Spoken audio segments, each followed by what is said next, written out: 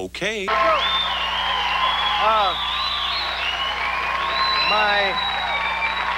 next guest just completed his rookie season as the center for hockey's Philadelphia Flyers and has achieved instant stardom, including being named one of People magazine's 50 most beautiful people of the year. Please welcome Eric Lindros.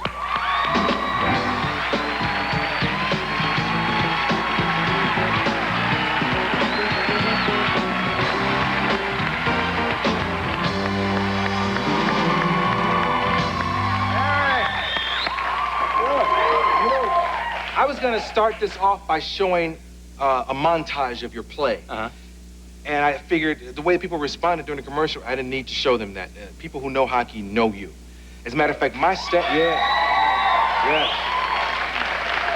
My staff, we were all sitting around here today. A couple of the guys, John Gillis, a few guys around here into hockey a lot.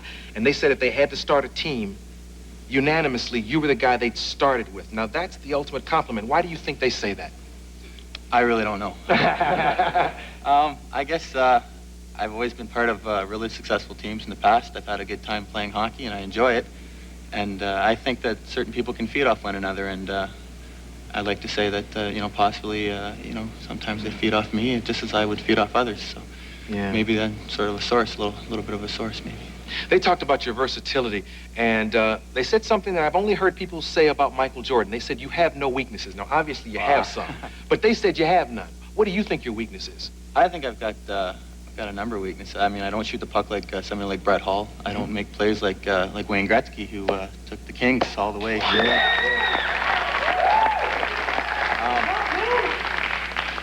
I don't skate like Paul Coffey. I don't play defense like Keith Acton. I mean, there's lots I got to learn. Do you remember the first time you were ever on skates? Yes, I do. I was 3 years old. I was at City Hall, and I guess when you're that young, you have sort of the two-bladed, double-bladed skates. So you got your boots on, and then you got little blades over. So we sort of walk around the ice. It's not really skating, but it's more like walking. Did you have on socks that day? I did then. When did you start wearing no socks? Well, a sort of funny thing happened is when I started to grow, my feet grew really quickly, and I guess because of the amount of time I played, I didn't always have an extra pair of skates, you know, the next size. So what my dad would do is my parents would buy a larger pair, something that was too big, and by the end of it, they'd be shaving out the toes with a razor blade to make it a little bit longer so I could get another, you know, get some more hockey school in. So I just became accustomed to not wearing skates and skinned the wind. We were talking about the People magazine honor, you being one of the 50 most beautiful, whatever. Are those all your teeth? All the bases are. I'm missing a few tops, but because I've never had a hockey player here who has all his teeth. That's kind of part of the business, huh? Dentistry, you know. Wonders of the world. Yeah. How do you like Philly? I love Philadelphia. Great sports fans. They come to the Spectrum ready to watch some hard work, and I think that's you know, what we've started with this year and what we're going to continue to give in years to come. Yeah. Now, violence in your sport has kind of decreased. What do you think the reason for that is? Because I love a good fight on the ice. You know. Well, I think a lot of people at times do enjoy that, but I mean, in comparison to football, or rather to baseball and to basketball, I think fights have really declined, as you said. Why people enjoy them? I think that there's a certain group that have enjoyed them and always have that sort of in the back of their mind. They always feel like they need it. They've grown up with it. But there's that other group that sort of said, you know, you guys acting, or, you know, people that aren't really accustomed to hockey that really have a hard time, you know, understanding that, you know, there's some, you know, tension, and that's sometimes unfortunately, you know, the way things are worked out.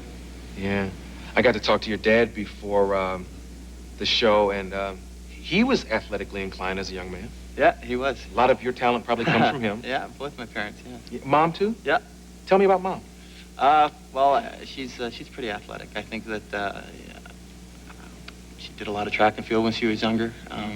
But they grew up in Chatham, Ontario, Canada, in the southern part of Ontario. Canada.